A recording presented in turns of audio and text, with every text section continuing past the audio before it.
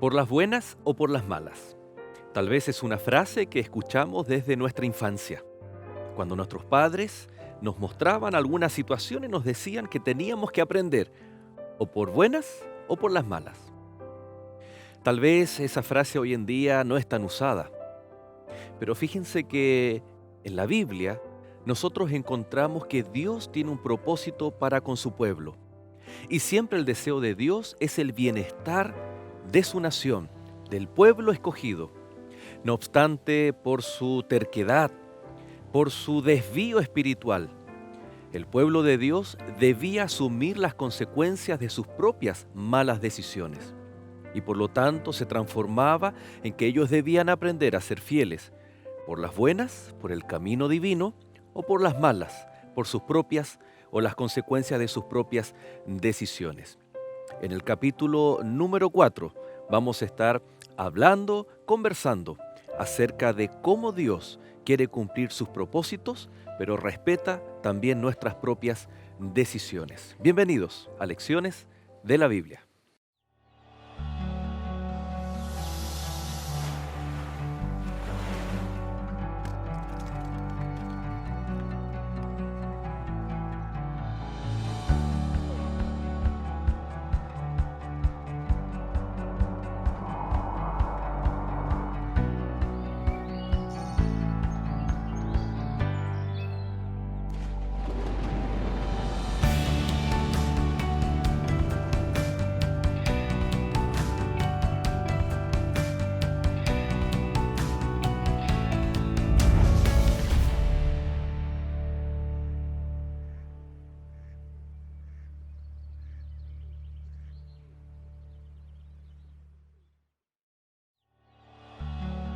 Esta semana, por las malas. Esperaré pues a Jehová, el cual escondió su rostro de la casa de Jacob, y en él confiaré.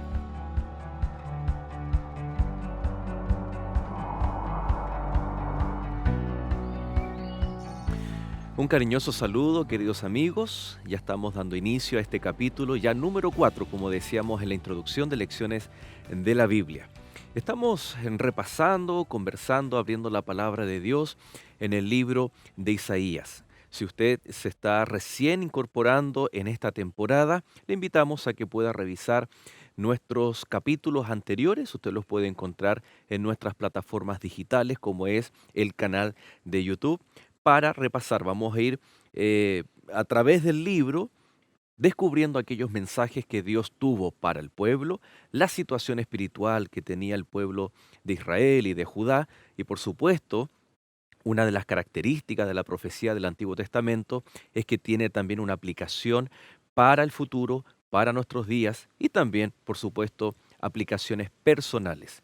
Por lo tanto, agradecemos nuevamente que usted sea parte en este capítulo de Lecciones de la Biblia. Y de la misma forma, agradecemos a nuestro pastor Josué Espinosa. Gracias, pastor, por acompañarnos un capítulo más. Es una alegría y un privilegio estar de nuevo y esperamos seguir profundizando y acompañando el aprendizaje de todos los que siguen las lecciones de la Biblia. Así es. Ya tenemos armado en las primeras 3 lecciones el contexto espiritual de la nación, tenemos armado un poco em, esta interacción que tienen con los reinos o gobiernos aledaños, las amenazas, etcétera, porque incluso de estas situaciones políticas que tiene que ver el relacionamiento con los reinos vecinos, Ujú. tiene mucho que ver también la interacción espiritual o el propósito que Dios tiene para su pueblo. Interesante cómo el libro de Isaías se va construyendo y vamos a ir avanzando hacia temas muy trascendentales. Ninguna persona es una isla y tampoco el pueblo de Dios. Vive y se interrelaciona con otras entidades, con otras personas, porque también tiene un propósito que cumplir que va más allá de sus fronteras. Entonces, es muy importante prestar atención al contexto y la forma en que el pueblo de Dios se relacionaba con estas naciones, porque Dios tenía un propósito por medio de él para alcanzar a las personas que habitaban en otros lugares. Entonces, en los tiempos actuales también es muy importante estar conscientes, ¿no? De que Ujú. estamos conectados con mucha gente y también tenemos un propósito. Geográficamente Israel estaba puesto por Dios, un lugar un estratégico. lugar estratégico para cumplir la misión, pero también el enemigo lo sabía y a través, y hoy día vamos a ver a partir de esta lección, la próxima, de qué forma las naciones vecinas también eran usadas como instrumentos del enemigo para actuar. Y Dios permitía también, ¿no? Y de la misma forma como tú dices, los cristianos estamos en lugares especiales, Ujú. ya sea en el día a día, ya sea en nuestra profesión u oficio, y invitamos a cada uno de ustedes también que pueda tener esta perspectiva de que tú estás allí donde Dios te ha puesto para ser una luz en medio de lo que nos rodea, en medio de las tinieblas. Y para que eso sea una realidad, por supuesto, vamos a abrir la palabra de Dios y vamos a orar para que Dios nos hable a través de su palabra. Te invito a que podamos orar. Gracias, Padre, te damos por el privilegio y la oportunidad que semana tras semana tenemos de abrir tu palabra. En esta ocasión, oramos para que el Espíritu Santo nos guíe, nos ayude a comprender aquellos mensajes dirigidos a un pueblo, a una nación, a un rey, con cumplimientos en aquella época, pero también con cumplimientos en nuestra vida y en nuestra época, en nuestro tiempo. Oramos para que tu palabra siempre sea una palabra viva y que supla aquellas necesidades que te presentamos en esta hora. Especialmente oramos por nuestros amigos que están en sintonía. Lo rogamos y lo pedimos en el nombre de Jesús. Amén, Señor. Amén. Amén. Josué, en el capítulo anterior estábamos analizando, conversando acerca de Isaías capítulo 7. Ujú. Una decisión errada que el rey Acaz toma y que trae consecuencias en su vida y también trae consecuencias en el pueblo, ¿no? Y hoy vamos a retomar un poco aquellas ideas ahí en Isaías capítulo 7 y, y vamos a ver de qué forma Dios cumple sus propósitos, como decíamos en la introducción, por las buenas o por las malas. Suena un tanto a un padre, a un Dios un tanto rígido. No quiero usar la palabra tirano, pero tal vez este tipo de ilustraciones, forma de escribir también en la revelación, ha creado una falsa eh, percepción de un Dios del Nuevo Testamento y de un Dios distinto del Antiguo Testamento. Bueno, Dios siempre ha sido el mismo, ¿no? Y si hablamos, por ejemplo, de Cristo, de Jesucristo, nos dice el libro de Hebreos que Él es el mismo ayer, hoy y por los siglos. Y entendemos que este mismo Dios lo que hace es adaptarse un poco a la realidad humana, porque Dios es respetuoso de lo que el ser humano va eligiendo por la libertad que tenemos. Y los seres humanos vamos construyendo cultura, vamos construyendo paradigmas, y Dios no anula eso, lo respeta, pero en la medida que nosotros vamos desarrollando esas cosas, Él nos habla con cierto lenguaje y se adapta un poco para que le podamos entender. Entonces, no es Dios el que cambia, pero sí las circunstancias cambian y el ser humano también cambia. Y Dios habla con distintos lenguajes para que podamos comprender. Pero el problema es que hoy en día el ser humano vive las consecuencias de sus malos actos, pero tal vez estamos perdiendo la capacidad de reconocer que en Cristo Jesús o la obra del Espíritu Santo que nos lleva a Cristo Jesús, que es la solución o que Él suple nuestras necesidades de aquello que hemos fracasado. Y ahí es donde tal vez se produce un fenómeno muy peligroso en la vida del cristiano. De hecho, hay algunas personas que, a pesar de esos fracasos, de esas consecuencias, endurecen aún más su corazón, porque finalmente culpan a Dios, culpan a otros, y finalmente la estrategia que Dios usa, no porque sea una mala estrategia, sino por la dureza del corazón de las personas, muchas veces eso se torna en algo finalmente igual perjudicial, ¿no? Ujú. Y eso pasaba en ese tiempo. Ahí había personas que no aprendían y al contrario, se ponían más duras de corazón frente a los llamados tiernos de Dios y también frente a esas lecciones, ¿no? Porque ellos reaccionaban de manera negativa, no se abrían al aprendizaje, no se abrían con humildad y con una apertura de mente a la posibilidad de cambiar sus caminos finalmente. Josué, eh, hay un dicho, no sé si es tan universal, pero es, por ejemplo, cuando nosotros decimos el día de la marmota. Yo te quiero contar una anécdota ahí que tengo con mi hija, porque ella siempre me insistía en que quería un regalo. Quería un peluche, un monito de juguete. Y cierta vez iba manejando, íbamos con la familia y venía muy cansado manejando después de varias horas. Y ella insistía, insistía y me dice, papá, ¿cuándo va a llegar mi regalo? ¿No? Una compra online, ella se imaginaba que iba a llegar. Y yo le respondo, la quedo mirando por el retrovisor y le digo, el día de la marmota. Obviamente yo sabía que solo mi esposa iba a entender el código, que era una forma de decirle, ¿sabes qué? Nunca, o el día menos pensado. Es improbable. Y sabes que mi hija tiene 5 años hasta que un día descubrimos, acá en el continente sudamericano no es un fenómeno tal vez propio de la naturaleza, sí en el hemisferio norte, y que existe el Día de la Marmota. Y sabes que ella hasta el día de hoy, dicho de paso, está muy próximo, es en el mes de febrero. Y sabes que Ujú. ella me evidenció algo que muchas veces yo ahora te lo pregunto. ¿Le has prometido algo a tus hijos y que no le has cumplido y luego ellos te cobran o te reclaman? O o que nos olvidamos o por alguna razón. Tú que tienes hijos que son más grandes, ¿no? Que son tal vez, me imagino, un poco más exigentes, ¿o no? Sí, me he olvidado, pero ellos me han recordado. Finalmente uno termina cumpliendo, pero si no hubiese habido ese interés de parte de los mismos hijos, a lo mejor sí, habría terminado por olvidarme definitivamente, ¿no?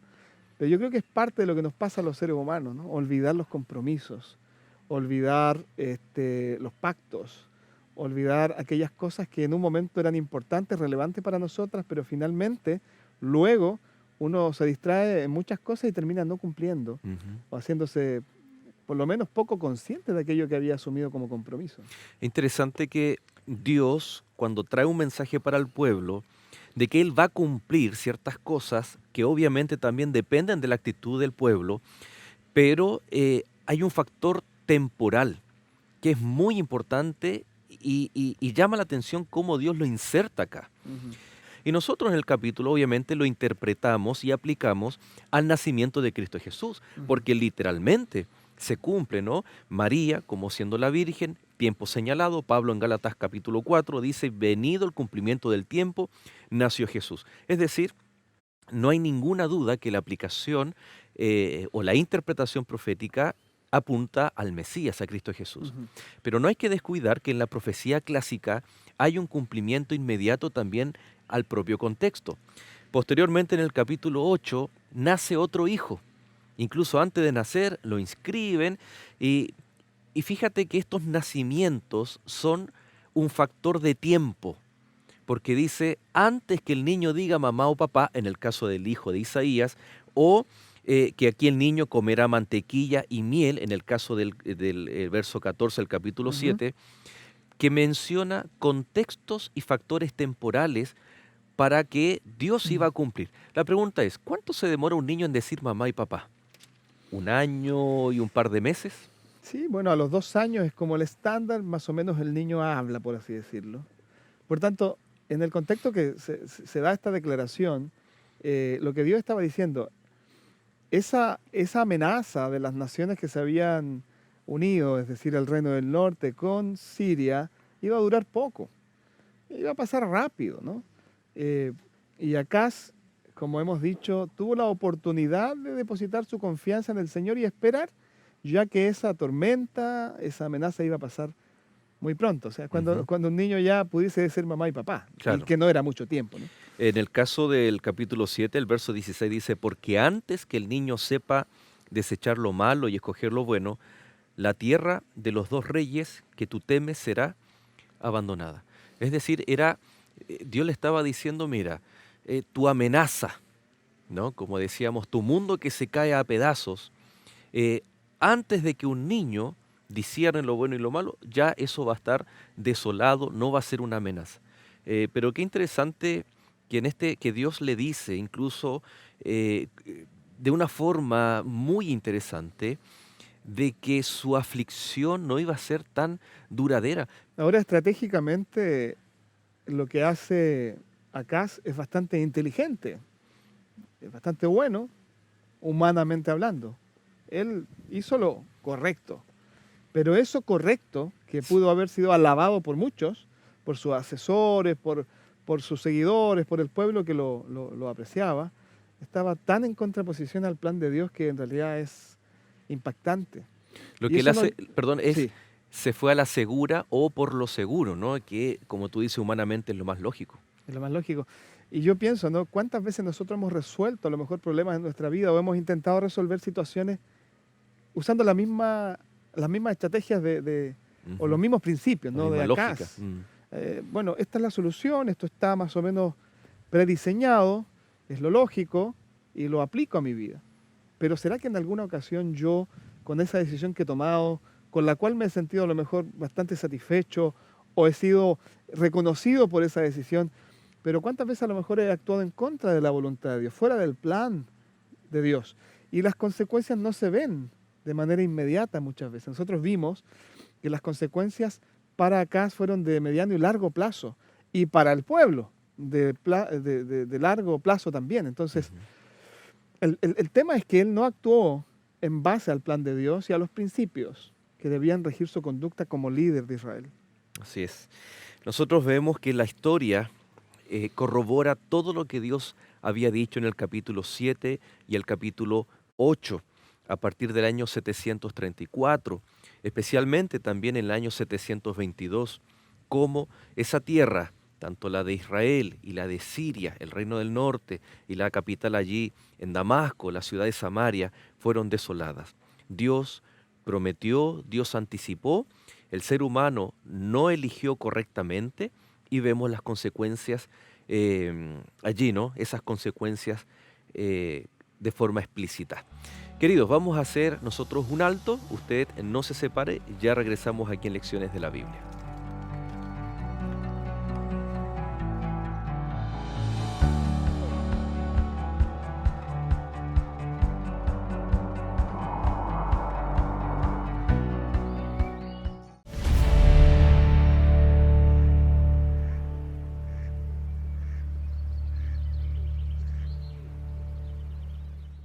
Y ya estamos de regreso en nuestro segundo bloque. Estamos estudiando acerca del libro de Isaías. Así que te invitamos para que puedas tener tu Biblia, tal vez un cuaderno, tomar nota, porque están muy interesantes estas temáticas y especialmente las aplicaciones para nuestra vida.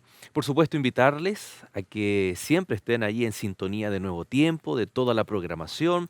Envíenos un mensaje a través del correo esperanza@nuevotiempo.org o si nos ves a través de las plataformas digitales, que también nos dejes un comentario. Y permítanme, por ejemplo, saludar a nuestra amiga Cristi Beitia. Cristi, ella nos escribe que hace muy poco encontró la señal o el canal de YouTube de nuestro programa y que está muy contenta siguiendo cada semana lecciones de la Biblia. De la misma forma, un cariñoso saludo a todos nuestros amigos que nos ven desde los Estados Unidos.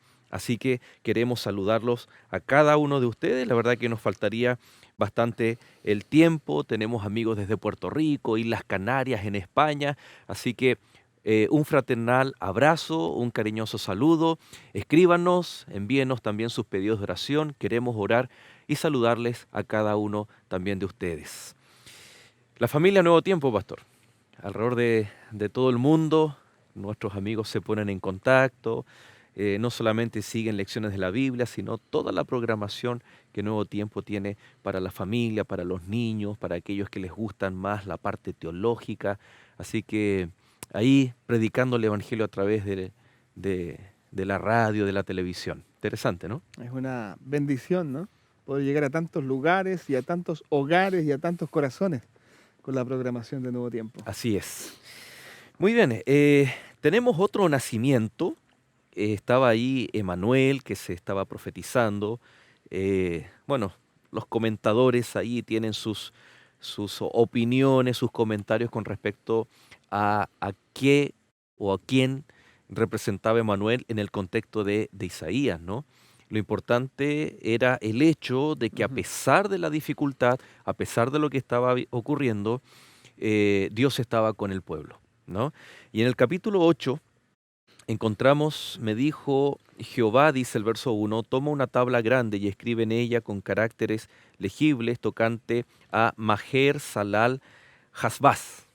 Difícil nombre, ¿no? Pero que Claro. tiene un significado muy particular. El despojo se apresura, la presa se precipita. Y junté conmigo por testigos fieles al sacerdote Urías y a Zacarías, hijo de Jeberequías, y me llegué a la profetisa, la cual concibió y dio a luz un hijo, y me dijo Jehová, ponle por nombre Maher Salal Hasbaz, porque antes que el niño sepa decir Padre mío o Madre mía, será quitada la riqueza de Damasco y los despojos de Samaria delante del rey de Asiria. Ya Isaías, con su hijo mayor, eh, había ido al encuentro con un mensaje a Acaz. Y acá vemos que hay otro mensaje. Y de forma muy especial, ¿no? Ya no es un mensaje oral, verbal, sino que ahora es incluso, involucra el nacimiento de otro hijo de Isaías con un nombre y que traía un mensaje especial.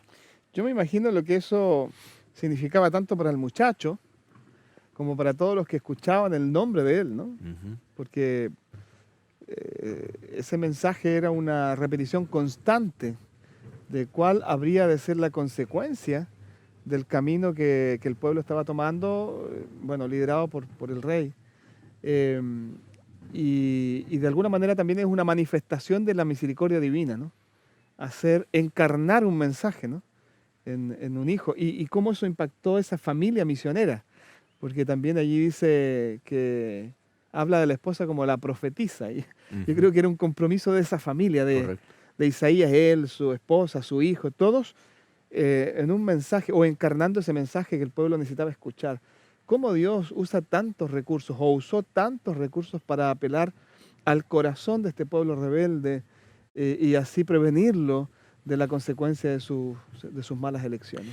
Habían dos fuentes de agua, ¿no? Que en los versos siguientes, en el verso 6 dice, por cuanto desechó este pueblo las aguas de Siloé, que corren mansamente, y se regocijó con Resín y con el hijo de Remalías, y he aquí por tanto que el Señor hace subir sobre ellos aguas de ríos impetuosas y muchas, esto es, al rey de Asiria, con todo su poder, el cual subirá sobre todos sus ríos y pasará sobre todas sus riberas, inundará o arrasará con todo, ¿no?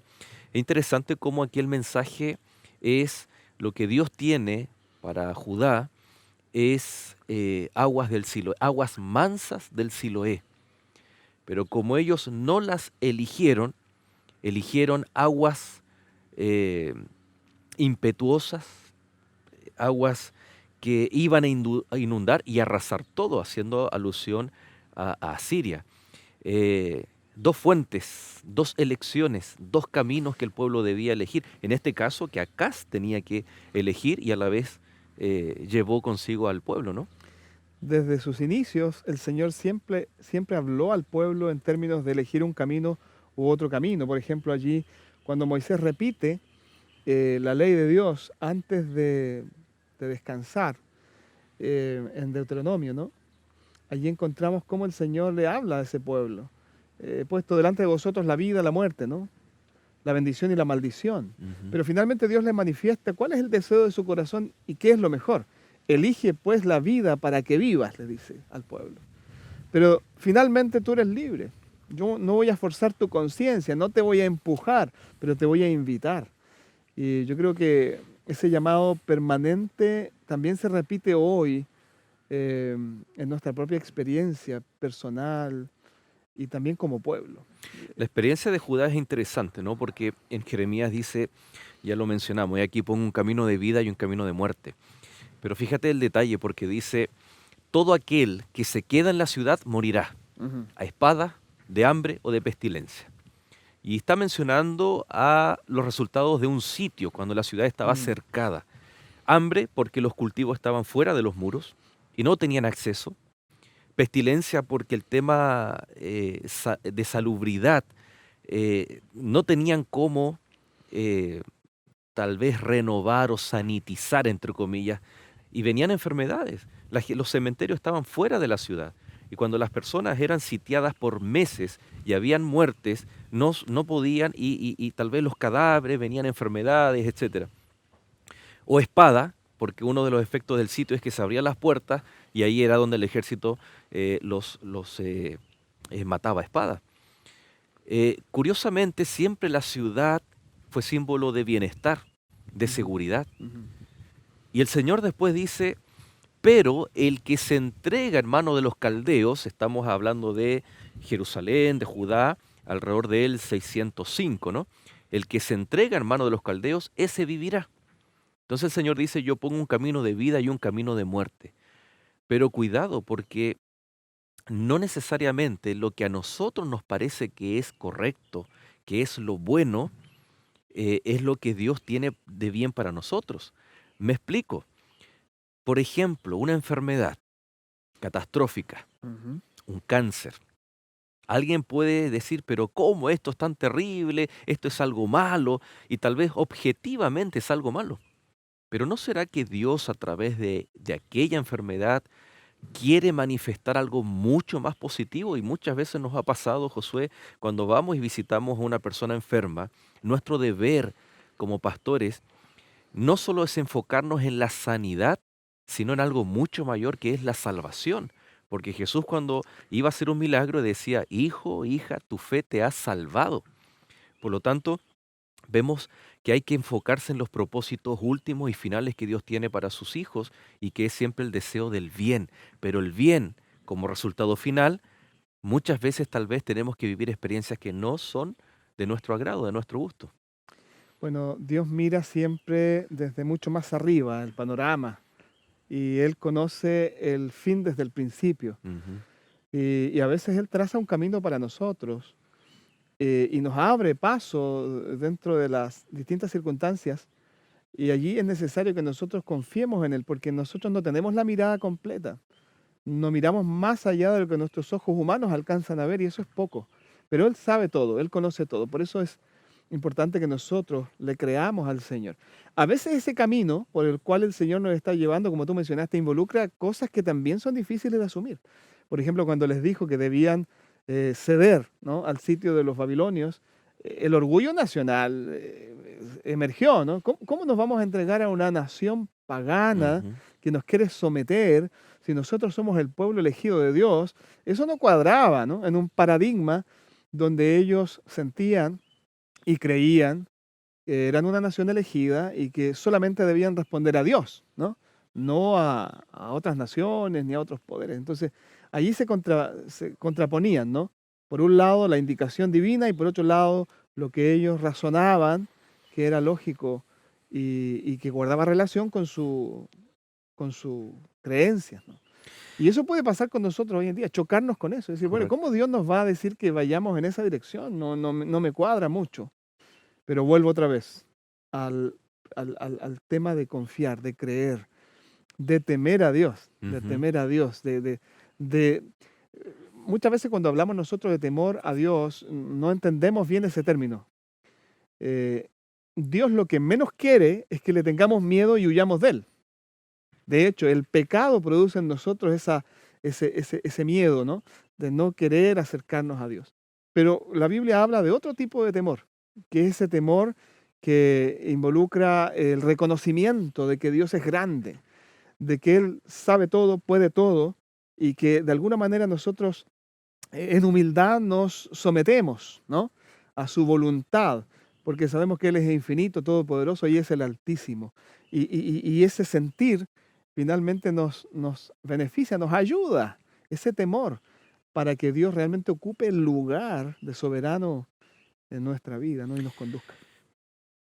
Es inevitable volver a la escena de cuando el rey va al santuario o al templo y e intenta hacer algo que no le correspondía, que ya lo comentamos en capítulos anteriores, pero que carece de eso que tú mencionas, que es el Ujú, temor de Dios. Posteriormente, y el libro de Reyes y de Crónicas reflejan lo que el rey Acaz realiza, ¿no? Él queda, no sé si maravillado, sorprendido, pero en su mente apartada de Dios, sin el temor de Dios, él mira el estilo de culto que tenían allí en Damasco, y él manda o lleva la idea, el prototipo, la escala, y cuando llega ahí a Judá, él dice, construyan el mismo altar que tenían los paganos Ujú. y el sacrificio que se hacía. Y vemos cómo después él comienza a entrar en un culto ajeno al culto de Dios. Él se aparta. Es decir, no hay un temor a Jehová. Y fíjate que el mismo capítulo 8, verso 13, dice, a Jehová de los ejércitos, a él santificad, sea él vuestro temor y él sea vuestro miedo. Ellos tenían miedo, o ellos, personificado en el rey, tenían miedo a estas potencias, o más que potencias, a estos vecinos, Israel y los sirios, siendo que Dios ya le había dicho, en corto tiempo yo a ellos los voy a dejar por despojo, esa tierra va a quedar desierta. En otras palabras, no te preocupes, tú solamente confía. No confió, y resulta que eh, en vez de tener temor a Jehová, para no tener miedo a las amenazas, es como consecuencia. El no tener temor a Jehová, uno le tiene miedo a aquellas amenazas que al final terminan llevándonos a elecciones y decisiones erradas. Eso es muy interesante, ¿no? La falta de temor a Dios se traduce en tener miedo a distintas circunstancias, a distintas amenazas y a actuar motivados por ese miedo y Ujú. actuar de mala forma al final, ¿no? Sí, Porque no está el temor del Señor, que nos guíe, que nos dirija. Ese respeto de reconocer a Dios como quien realmente tiene la solución a mis problemas y la salida que estoy buscando. La ausencia de uno involucra lamentablemente el que emerja ese miedo, ese temor humano, ¿no? Y que nos lleve a tomar decisiones erradas. esto no significa que, por ejemplo, cuando vivimos en medio de una pandemia, el cristiano va a decir, no, yo no, eso no es para mí, Dios me cuida, yo no le tengo miedo al virus o a la misma muerte. Creo que eso es presunción, incluso hasta soberbia. Pero se está refiriendo a la palabra de Dios, que cuando tenemos temor a Jehová, vamos a comprender Ujú. que una pandemia o una situación mundial es una señal que nos muestra el tiempo en el cual estamos viviendo, por ende la misión que debemos cumplir, cuidándonos, protegiéndonos, cuidando a otros también, cuidando a nuestra familia, pero sin dejar de hacer aquello que el pueblo de Dios tiene que hacer en el tiempo final. Temer a Dios nos hace darnos cuenta del tiempo en el que vivimos. No en vano, Josué, esta frase, temed a Dios, en el libro de Apocalipsis, el capítulo 14, está dado en un contexto de tiempo final, pero cumplimiento de la misión. Ujú. Y las señales no son para que el pueblo retroceda o para que la iglesia retroceda. Al contrario, es para que la iglesia se anime, pero obviamente viviendo de acuerdo a las leyes y reglas sanitarias, civiles, mientras éstas no estén en contra de nuestros principios. Tenemos que respetarlas. Correcto. Y el temor involucra reconocimiento de quien realmente es Dios.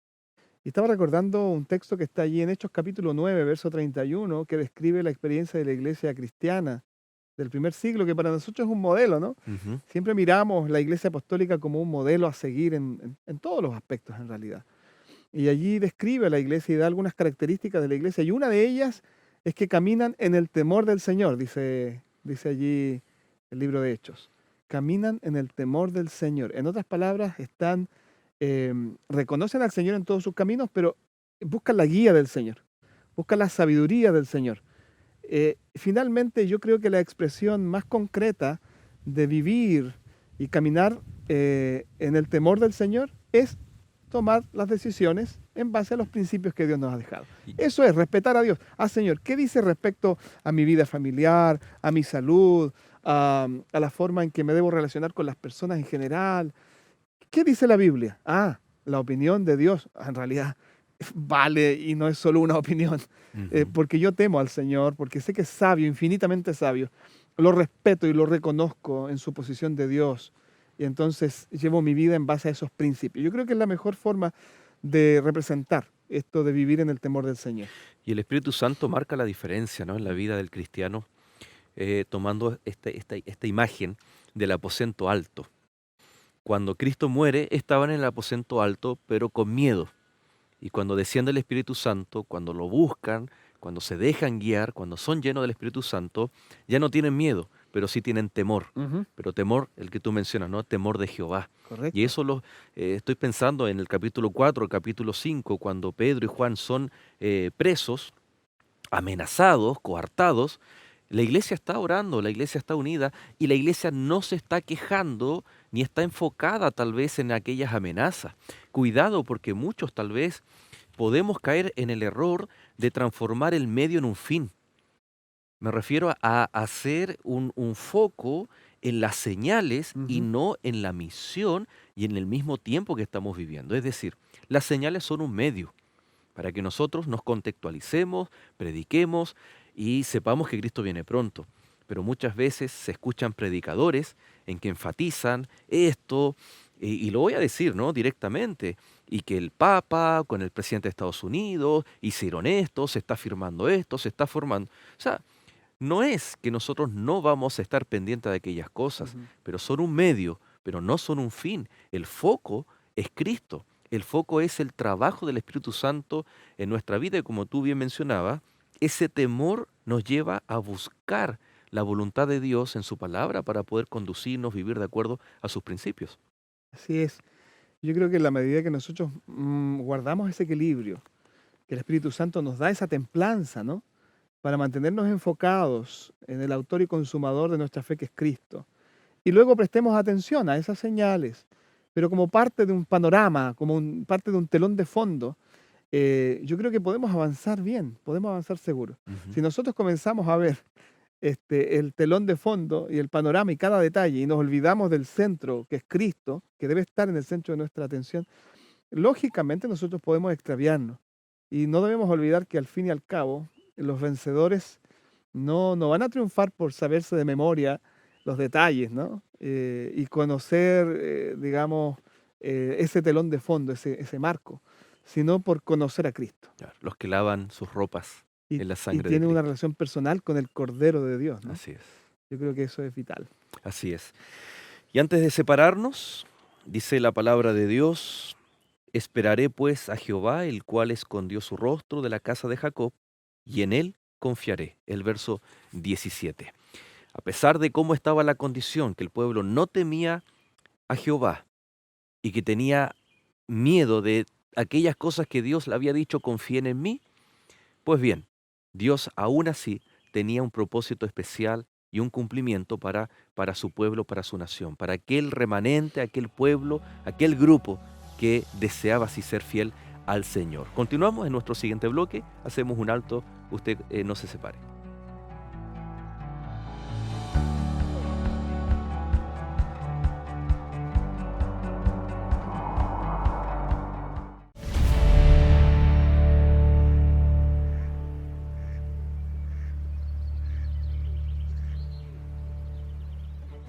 En ocasiones necesitamos certezas, pruebas o demostraciones para convencernos de algo.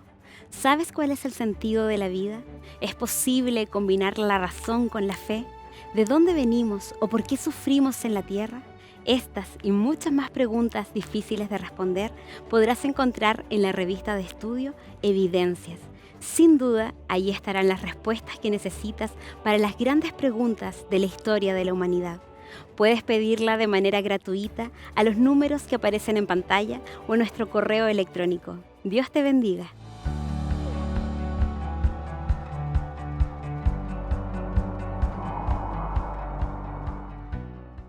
Usted acaba de ver los lindos materiales que Escuela Bíblica ha preparado para cada uno de ustedes. Así que escríbanos, envíenos un mensaje y de forma digital le haremos llegar estos cursos que usted puede estudiar, puede compartir con otras personas, con amigos, para así crear una cadena de esperanza, una cadena que Escuela Bíblica sin duda alguna tiene y está elaborando.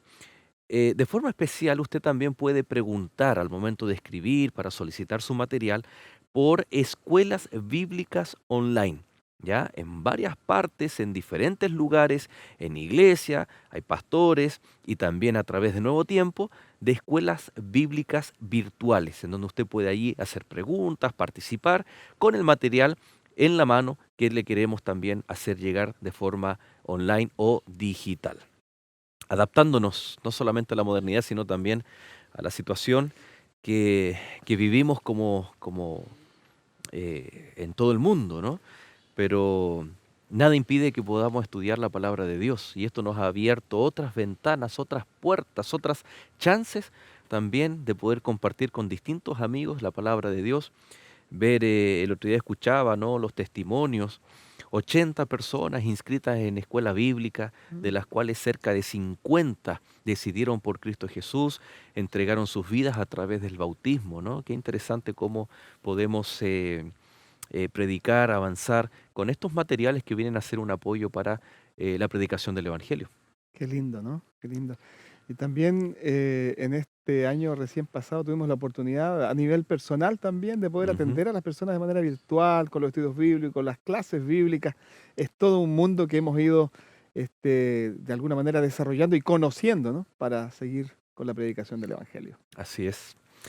El capítulo 8, estamos allí en Isaías. Josué dice que, bueno, hay un texto, el verso 20, lo vamos a leer, dice: a la ley y al testimonio, si no dijeren conforme a esto, es porque no les ha amanecido. Ujú. Siempre nosotros tomamos este versículo de forma aislada para eh, corroborar la veracidad de personas, de profetas, de predicadores, etcétera, que dicen ser, pero que no lo son. Dicen ser cristianos, me tomo las palabras de Jesús cuando dice en Mateo 7, muchos me dirán en aquel día, Señor, ¿acaso no hicimos esto? No hicimos milagros, no profetizamos en tu nombre, y el Señor les dirá, apartados de mí, hacedores de maldad. Ujú. Entonces, aquí hay un principio fundamental, que es todo aquel que dice seguir, amar al Señor o ser un cristiano, tiene que vivir de acuerdo a la ley y al testimonio. O lo que dice tiene que ser en coherencia con la voluntad de Dios, con la palabra de Dios, ¿no? Em, pero este verso, que lo aplicamos correctamente de esa manera, está inmerso en un contexto muy particular y que tiene que ver también con la actitud del rey y del pueblo. Sí, se menciona en los textos anteriores que algunos parece que tenían ciertas prácticas relacionadas con el ocultismo. Se menciona a adivinos, se mencionan a personas que consultaban con los muertos y todas esas prácticas prohibidas por el Señor porque sabemos que son del mundo de la oscuridad, Ujú. del mundo espiritual del mal y que un creyente en Dios no tiene nada que hacer al relacionarse con esas cosas. Sin embargo, aparentemente había gente que recurría a esos medios, ¿no? Para responder preguntas, para acceder a ciertas cosas, y eso ponía de manifiesto su separación y su rebelión en contra de Dios. El rey, Acaz, es un hombre que está identificado con ese tipo de prácticas. No es el único rey en la historia del pueblo de Israel, pero en este momento él tiene eso digamos, en sus creencias, como lo tuvo Saúl en un momento, Ujú. que consultó con un medium espiritista. Y creo yo que eso de alguna manera es la manifestación más extrema de la separación de Dios, cuando tú reemplazas a Dios y entonces buscas en estas prácticas que están conectadas, como dijimos, con el mundo de las tinieblas, esas respuestas que tu corazón necesita, que están solamente en Dios, pero que finalmente tú ya no las buscas en Él, porque Dios ya no está en el centro de tu vida. Fíjate que esto estaba prescrito por Dios al momento que el pueblo estaba en el desierto e iba a entrar a la Ujú. tierra prometida. En Deuteronomio capítulo 18, verso 9 dice, cuando entres a la tierra que Jehová tu Dios te da, no aprenderás a hacer según la abominación de aquellas naciones. El verso 11 dice, ni encantador, ni adivino, ni mago, ni quien consulte a los muertos, porque es abominación para Ujú. con Jehová cualquiera que hace estas cosas, y por estas abominaciones Jehová tu Dios echa estas naciones de delante de ti. ¿Y qué hace Acaz? Todo lo contrario a lo que Dios había aconsejado a su pueblo. Él va, él mira absorbe estas culturas, que dicho de paso, nosotros vemos, por ejemplo, en esta cultura del cercano Medio Oriente, raíces de lo que hasta el día de hoy permanecen. Existía la religión de los, por ejemplo, de los asirios, los sirios, después los medos y los persas, Ujú. el zoroastrismo, ¿no? Con su diosa Aura Mazda. Tenemos allí en Babilonia todos estos cultos y prácticas tan antiguas, pero que hemos heredado, por ejemplo, en el tarot, en el horóscopo, en la creencia de una vida después de la muerte y que la toma la cultura greco-romana y la hace tan propia del mundo occidental, incluso hasta dentro del mismo cristianismo, ¿no? Desatendiendo y menospreciando lo explícito que la palabra de Dios habla con respecto al estado de los Ujú. muertos. O sea, el Señor nos habla con respecto al estado de los muertos y además nos da indicaciones con respecto a qué actitud tener con eso, ¿no? Con las prácticas que ya existían, interesante, que ya existían en las naciones paganas, y le dice, no hagan ustedes lo mismo porque va a ser abominación, o sea, algo Correcto. repulsivo para Dios. Y de manera muy sutil, el enemigo siempre quiso atacar desde adentro al pueblo para debilitarlo en sus creencias, en sus convicciones, en su estilo de vida. De modo que en algún momento de la historia del pueblo de Israel también se integraron deidades, ¿no? Creencias, por ejemplo, Acera. Ujú. Y la forma sutil de meter esa figura idolátrica fue diciendo de que Acera sería la esposa de Dios. Es decir, ellos explícitamente no rechazaron al Dios que conocían, sino que integraron Claro. una deidad que supuestamente estaba asociada al Dios verdadero y que no habría problema en que Dios tuviese una esposa.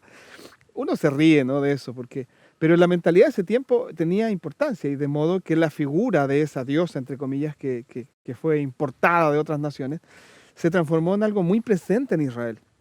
Y el pueblo en algún momento llegó a ver eso como natural. No, sí, no hemos abandonado al verdadero Dios, solo que hemos integrado, hay que desarrollarse, hay que abrir la mente, ¿no? Hemos integrado estas deidades. Yo creo que hoy nosotros corremos el mismo peligro. Decir, no, yo creo en Dios, yo acepto la Biblia, voy a la iglesia, pero tengo algunas cosas, ¿no? Le pego una mirada, le echo un vistazo al horóscopo, porque la astrología en realidad me ha dado algunas respuestas. O yo creo en Dios, pero no estoy tan seguro de lo que pasa con las personas cuando mueren. Yo creo que hay un mundo espiritual que sí se comunica con nosotros y vamos sumando ciertas creencias o prácticas de origen pagano, pero las cristianizamos, le ponemos como una especie de baño Ujú. de cristianismo y finalmente en esa fusión em, podemos construir todo un sistema de creencias que finalmente está corrompido. Creo que era lo que estaba pasando con Acaz y con otros seguidores, digamos, de estas creencias y estas prácticas. Podríamos decir que la palabra técnica aquí es un sincretismo, Sincretismo. que no significa que no hay credo, sino que al contrario, ¿no? Que no se desecha uno, sino que hay muchos credos, muchas prácticas Ujú. y se produce ahí una mezcla, una falta de identidad, etcétera. Para terminar, dice allí, y pasarán por la tierra fatigados y hambrientos, ¿no? Consecuencias Ajá. de no confiar en Dios, de no temer a Dios. Y acontecerá que teniendo hambre, se enojarán y maldecirán a su rey y a su Dios, levantando el rostro en alto y mirarán a la tierra, y aquí tribulación y tinieblas, oscuridad y angustia, y serán sumidos en las tinieblas. Nos encantaría continuar, Josué. Eh, el capítulo 9 es maravilloso, de hecho comienza diciendo, pero Dios, y aquí muestra la esencia del capítulo que hemos estado estudiando en esta hora, muestra la esencia de las consecuencias erradas de un rey, cómo lleva a una nación, que Dios se manifiesta y les pide confíen en mí, teman a Dios a través del profeta, pero cuando no está esto presente, se termina creyendo en otras cosas, Ujú. se termina desvirtuando, creyendo en algo que es abominable, es una aberración para Dios. Y vemos aquí que el pueblo se extravía, vive en tinieblas. Ujú. Y en el próximo capítulo vamos a ver que vino la luz. Pero Josué, sin duda alguna, el Señor tiene un llamado para cada uno de nosotros, una invitación en este marco, el peso de nuestras elecciones, de nuestras decisiones, y que sin duda alguna podemos aprender por las buenas o por las malas. Y quiera Dios que siempre nosotros tengamos la capacidad de reconocer y aprender a Dios siempre en las buenas y no aprender en los momentos duros y difíciles de la vida, ¿no?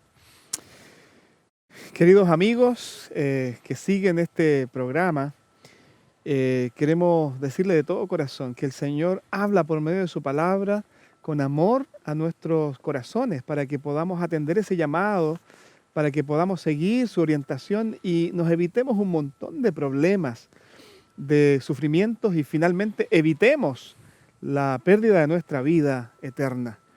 Sin embargo, si nosotros no prestamos atención a esos llamados amorosos, a esas palabras que el Señor nos hace llegar por medio de la Biblia, probablemente el Señor permita que nosotros experimentemos algunas pruebas, no porque Él nos envíe esos padecimientos o pruebas. El Señor no manda nada de lo malo porque todo don perfecto viene de Dios. No hay nada malo que pueda venir de Él. Pero a veces el Señor nos permite que cosechemos el fruto de lo que hemos sembrado.